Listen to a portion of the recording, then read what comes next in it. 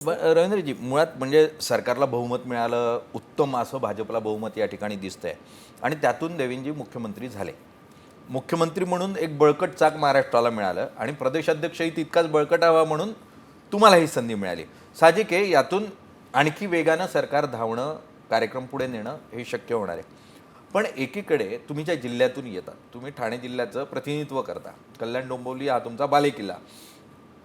तोच बालेकिल्ला हा तुमच्या मित्रपक्षाचा पण आहे, एकनाथ शिंदेंचा, जे माजी मुख्यमंत्री आहेत. आणि तिथे रवींद्र चव्हाणांना मिळालेलं बळ म्हणजे एकनाथ शिंदेंना दिलेला शह अशा स्वरूपात बघितलं जाते.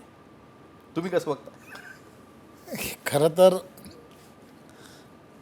सगळीजण काय म्हणतात यापेक्षाही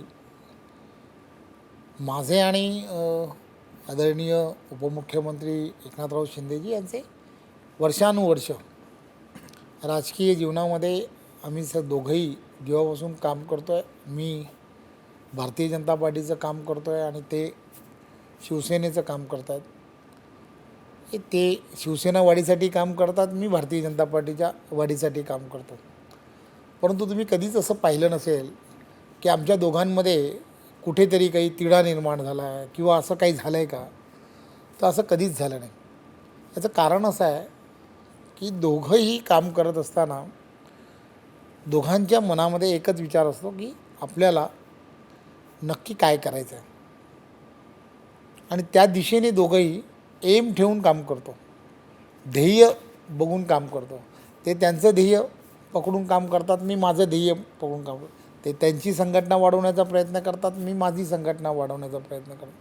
आणि त्यामुळे असं कधीच झालं नाही की आमच्या दोघांमध्ये काही वेगळं काही आहे, असं काहीच झालं नाही. त्यामुळे आपण पाहिलं असेल की महायुतीमध्ये वर्षानुवर्ष आम्ही सगळेजणं काम करतो आहे. त्यामुळे महायुतीचा निर्णय एकदा कधी पक्षाने घेतला, वरिष्ठांनी घेतला की आम्ही महायुतीच्या दिशेनेच जाताना तुम्हाला आम्हाला सर्व